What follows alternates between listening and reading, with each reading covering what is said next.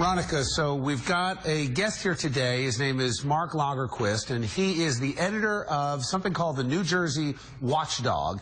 And today they broke a story that involves the lieutenant governor, back when she was the sheriff in Monmouth County, hiring someone, and it seems like there's a lot of details to this story. Why don't you tee it up? It's an investigation. It implicates Governor Christie's running mate, Lieutenant Governor Kim Guadagno. And so I brought in New Jersey Watchdog's Mark Lagerkvist, and he's here to tell us a little bit more about it. Well, first of all, if you look at the documents, she hired Michael Donovan, who is retired from Monmouth County, for sheriff's officer chief in charge of the criminal investigation division. And that's what he is on her organizational chart. That's what he was on the sheriff's website until we first did the story. But then in other documents, like the documents that went to payroll and pension, he's identified as a chief warrant officer, which is somebody in charge of serving warrants, which is a much, much lower position. That's the reason he was able to get both a pension and a paycheck at the same time. Mark, who's investigating this on behalf of the state?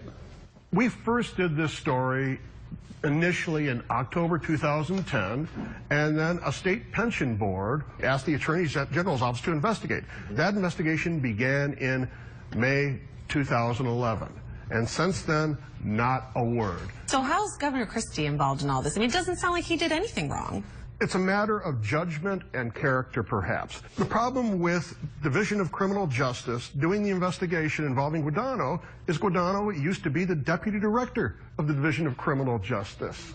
Right. There's a conflict of interest there. Is it possible she just made a mistake on these forms? Shouldn't an attorney have looked it over before someone started getting paid out? He's sheriff's officer chief in at least 3 documents, and in at least 3 other documents, he's chief warrant officer. And maybe the thing is, maybe there was an innocent mistake there, but if there is, why is everybody hiding everything? And one of the issues is that because this is an investigation, the documents are not being released to the public, so you brought a lawsuit to get all those documents out. Is that right? Right. After 2.5 years, we finally decided that I would sue to get these records, and that's what we're in the process of doing. We're in Mercer County Superior Court asking an appeals judge to release the documents. Mark, thank you very much.